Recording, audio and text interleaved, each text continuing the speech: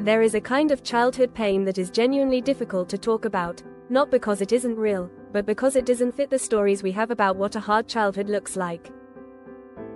There was no dramatic abuse. No obvious neglect.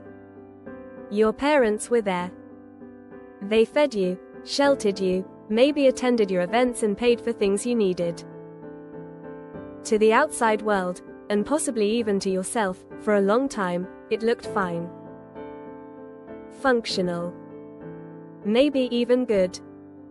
And yet, there was something you needed that you never quite got. Not things. Not logistics. Something harder to name, the experience of being truly seen. Of having your emotional world treated as real and worth engaging with. Of going to a parent with something that mattered to you and having them meet you there, genuinely, curiously, without turning it back to themselves or dismissing it or being so uncomfortable with emotion that the discomfort became the thing you had to manage. If you grew up in a home where that attunement was missing, not because of cruelty or malice, but because your parents simply didn't have the emotional capacity to provide it, you may have spent decades carrying a wound you couldn't quite locate and a grief you couldn't quite justify. Psychologist Dr. Lindsay Gibson wrote the book that gave millions of people the language for exactly that experience. Adult Children of Emotionally Immature Parents was published in 2015 and has become one of the most widely read and clinically referenced books in family of origin psychology. And the reason it resonates as powerfully as it does, the reason people describe reading it as one of the most validating experiences of their lives, is because it names something precisely that has been unnamed for a very long time. Today we're going through the key ideas in that book. What emotional immaturity in parents actually looks like. The 4 types Gibson identifies. What it does to children over time. The coping roles those children develop. The fantasy that keeps many adults stuck in painful relational patterns with their parents. And what healing genuinely looks like. A cheat sheet covering all of Gibson's core frameworks is linked in the description. Let's get into it. Section 1. Who is Dr. Lindsay Gibson and why this book matters? Dr. Lindsay Gibson is a clinical psychologist based in Virginia who has spent decades working with individuals on issues of identity, self-development, and family of origin wounds. Adult Children of Emotionally Immature. Parents grew directly from her clinical work, from the patterns she observed repeatedly in the consulting room among adults who were clearly struggling with the legacy of their childhoods, but who couldn't always locate the source of the struggle in anything overt enough to name. The book's central contribution is the concept of emotional immaturity as a coherent, recognizable pattern of parental functioning, and the clinical framework for understanding both the parent's limitations and the child's adaptive responses to them. Before Gibson's framework, many adults in therapy found themselves in a frustrating double bind. Their childhood pain was real and present in their adult functioning, but because it didn't meet the criteria for what culturally registered as a difficult childhood, it was hard to take seriously. Hard to grieve. Hard to name as the actual source of what was happening now. Gibson's framework resolves that double bind. It offers a precise, non-pathologizing language for what emotional immaturity looks like, why emotionally immature parents parent the way they do, and why the absence of emotional attunement, even in the absence of overt abuse, leaves a specific and lasting imprint on the people who grow up inside it.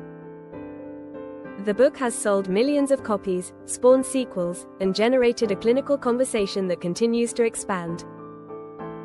But its most important contribution may simply be this: it told a very large number of people that the quiet ache they'd been carrying since childhood was real, it had a source, and it was not their fault.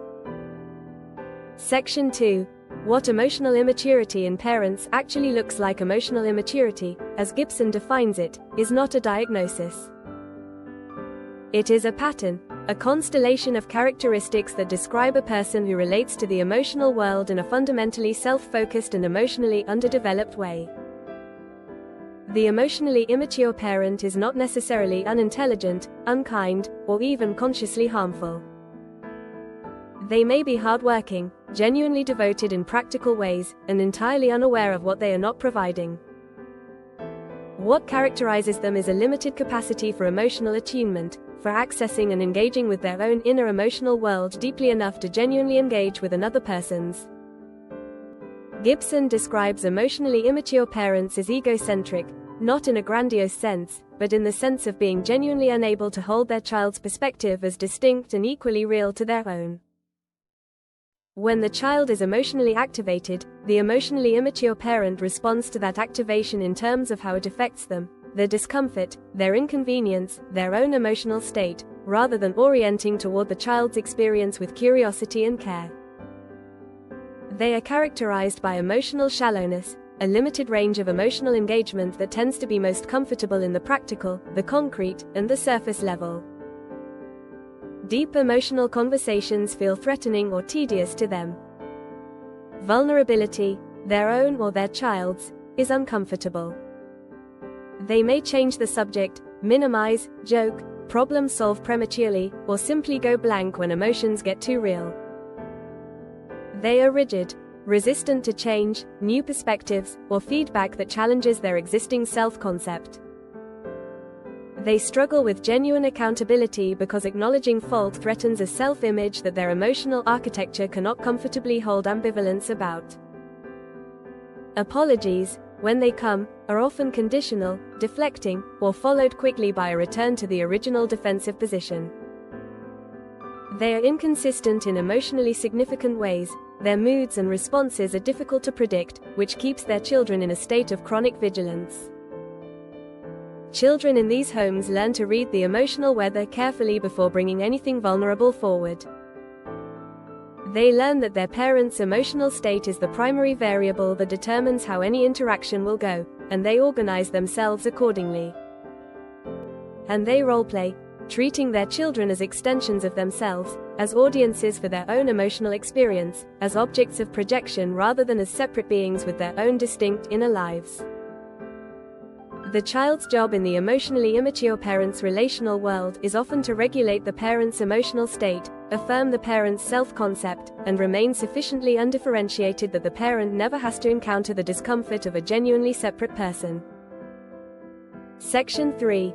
The 4 types of emotionally immature parents. One of Gibson's most clinically useful contributions is the identification of 4 distinct types of emotionally immature parents. These are not mutually exclusive. Real people often carry elements of more than one, but they provide a useful map for recognizing the specific flavor of emotional immaturity a person grew up with. Type 1. The emotional parent. The emotional parent is overwhelmed by their own feelings and uses their children to regulate them. Their emotional world is large, intense, and chronically present, and the child's role is to absorb, soothe, and manage it. This parent may be loving in their expression but is fundamentally unable to hold the child's emotional experience because they are too preoccupied with their own. Conversations that begin about the child reliably end up being about the parent. The child learns to attune carefully to the parent's emotional state and to suppress their own needs in order to avoid adding to an emotional environment that is already too full. Type 2. The driven parent. The driven parent is achievement-oriented and emotionally unavailable in a very different way from the emotional parent. This parent is busy, productively, visibly, often admirably busy, and their children are loved but not their primary focus. Emotional needs are implicitly understood as lower priority than accomplishment. The child in this family learns that achievement earns attention, that emotions are inefficiencies, and that the way to matter is to perform. They may grow into extraordinarily capable adults who are also deeply unfamiliar with their own emotional inner life, because that life was never the part of them that got fed.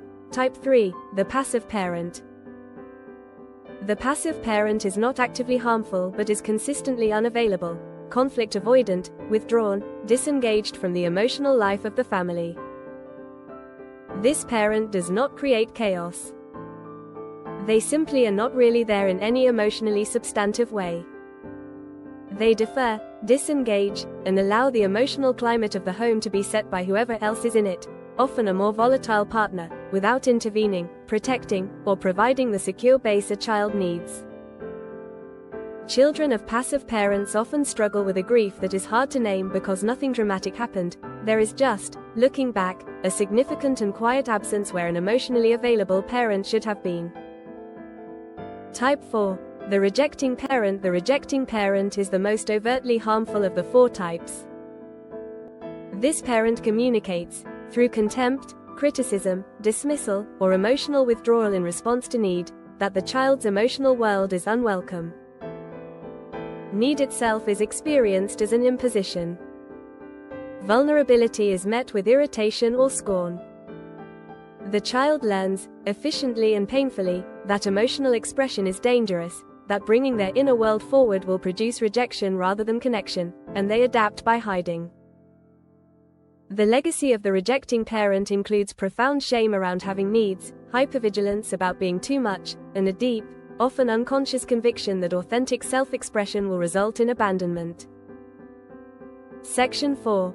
What it does to children, the long-term impact. Growing up without consistent emotional attunement leaves a specific and lasting imprint, not in the dramatic, visible ways that overt abuse does, but in the quieter architecture of how a person relates to themselves and to others. The most fundamental impact is what Gibson calls emotional loneliness, the experience of being physically present in a family while being emotionally alone in it. The child who could not bring their real inner life to their parents and have it received develops a particular kind of isolation that is hard to name because it occurred inside a family, inside relationships that were in some ways functional. But the loneliness is real, and it tends to persist into adulthood as a background condition, a sense of being fundamentally unseen that no amount of external connection quite resolves.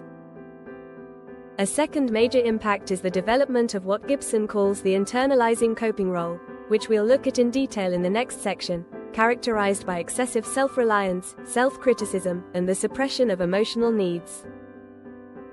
The child who learned that their needs were too much, or unwelcome, or simply not going to be met, develops a relationship with their own needs that is avoidant and often contemptuous.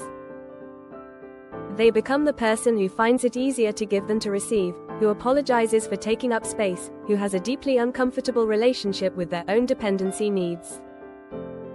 A third impact is what attachment researchers call insecure attachment, a template for relationship built on the early experience of an attachment figure who was inconsistent, emotionally unavailable, or rejecting.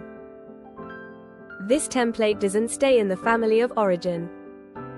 It travels into adult relationships, repeating the familiar dynamics of working hard for attunement that doesn't consistently come, tolerating emotional unavailability because it feels like home, and confusing the absence of genuine emotional intimacy with the presence of love. And a fourth impact is a stunted relationship with the self, difficulty knowing what one actually feels, wants, and values, separate from the needs and expectations of others. When a child's inner world is consistently not reflected back to them in a way that says this is real and it matters, they often lose confident access to that inner world. They become skilled at reading others and poor at reading themselves. They are attuned to the emotional weather of every room they enter and genuinely uncertain about their own. Section 5. The 2 coping roles, internalizers and externalizers. Gibson identifies 2 primary coping styles that children develop in response to emotionally immature parenting, strategies that represent the child's attempt to manage the unmet need for emotional connection within the constraints of what their family could offer. Internalizers are the children who turn their distress inward. They become self-sufficient, self-critical, and skilled at managing the emotional environment by managing themselves. They suppress their needs because expressing them didn't reliably produce care, or produced responses that were more about the parent's discomfort than the child's actual experience. They are often described as easy, low maintenance, mature for their age. What is not seen is the internal emotional world that was going underground, the needs that were not expressed, the grief that was not witnessed, the anger that was not allowed. Internalizers grow into adults who are high-functioning and emotionally hard to reach. They are frequently in helping roles, drawn to the caretaking position because it replicates the familiar dynamic of attending to others' emotional needs while their own go unaddressed. They often arrive in therapy because something broke through, a loss, a health crisis, a relationship ending, that finally overcame their well-developed capacity to manage without support. And they frequently experience profound shame about needing help at all. Externalizers are the children who push their distress outward, acting out, making demands, creating conflict, doing whatever it takes to get an emotional response from a parent who is otherwise unavailable. The externalizer has not given up on connection. They are pursuing it, aggressively, loudly, in the ways available to them. The externalizing child is often the identified problem in the family, the one who ends up with labels and consequences, while the underlying dynamic, that this child is trying to get an emotionally unavailable parent to show up, goes unaddressed. Externalizers become adults who continue to pursue connection through activation, through conflict, intensity, crisis, or demand. Their relationships are often volatile. They may be experienced by others as too much. And underneath the intensity is often the same unmet need that drove the childhood behavior, the need to be genuinely met by someone who is capable of meeting them. Most people carry elements of both styles. And both styles, as different as they look, are doing the same thing, adapting to the specific constraints of an emotionally immature relational environment in the most intelligent way available to a child in that situation. Section 6, The Fantasy of the Ideal Parent, and Why It Keeps You Stuck. One of Gibson's most penetrating insights, and one of the most clinically important sections of the book, is her exploration of what she calls the fantasy of the ideal parent, the deeply held, often unconscious hope that the emotionally immature parent will eventually become the parent the child always needed. This fantasy is not a delusion. It is a completely understandable response to an attachment wound, the mind's attempt to keep the door open to the healing it needed and didn't receive. The child who never got consistent emotional attunement does not simply conclude that attunement is unavailable. They conclude, usually, that it is available conditionally, if they are better, quieter, more accomplished, less needy, more understanding of their parents' limitations. If they approach it differently this time. If they wait long enough. The fantasy persists into adulthood and it shapes the adult child's relationship with the parent in ways that are often painful and confusing. They keep trying.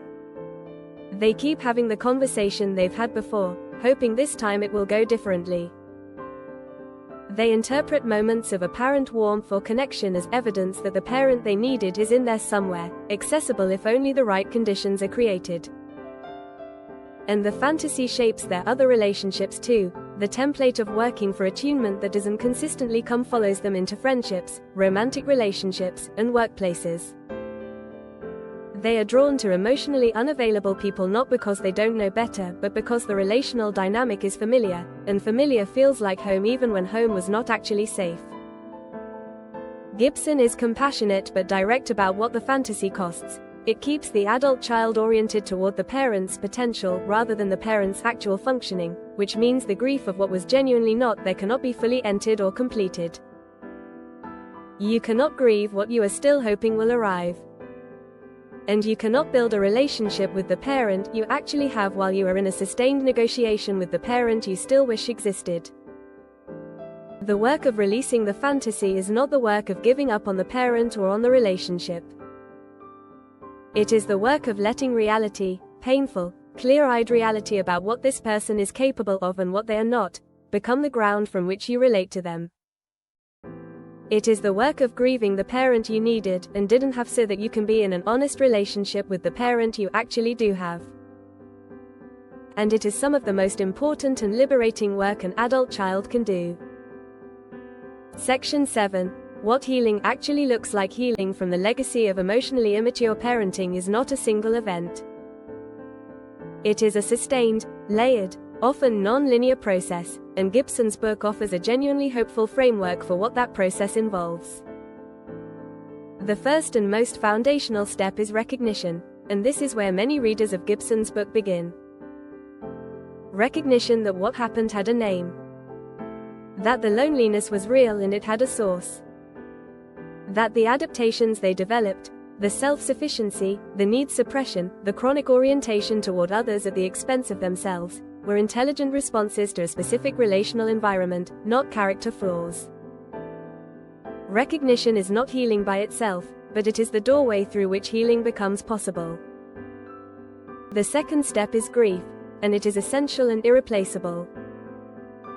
The grief of what was not there. The grief of the childhood that was shaped around a deficit. The grief of the parent who couldn't show up in the ways that mattered most, not because they are a monster, but because they genuinely lacked the emotional capacity. This grief is complicated by the fact that the parent may still be alive and may be a person the adult child loves. Grieving someone who is still present is disorienting. But the grief is not about the person. It is about the experience. And it cannot be skipped. The third step is reparenting the self, the deliberate, compassionate practice of providing internally what the parent could not provide externally.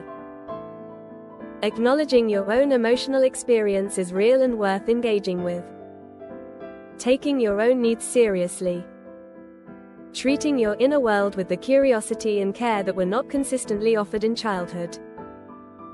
This is the work that therapy most directly supports, and it is the work that changes not just how you relate to your parents, but how you relate to yourself in every context. The fourth step is developing what Gibson calls observer mode, the capacity to see your emotionally immature parent as they actually are, a person with real limitations and a real history of their own, rather than through the lens of the child who needed more from them than they were able to give.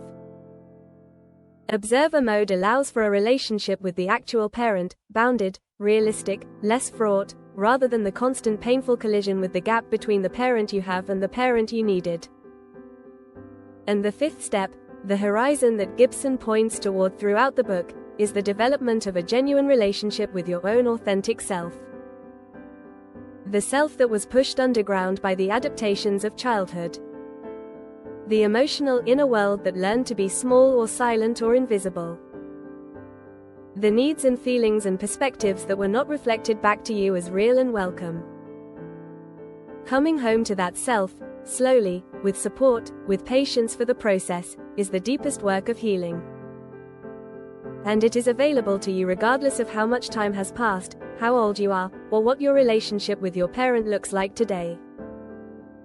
If any of what we talked about today resonated, if you found yourself recognizing your parent in one of the four types, or recognizing yourself in the internalizer, or feeling the quiet ache of the fantasy being named, I want to offer you what Gibson's book offers its readers.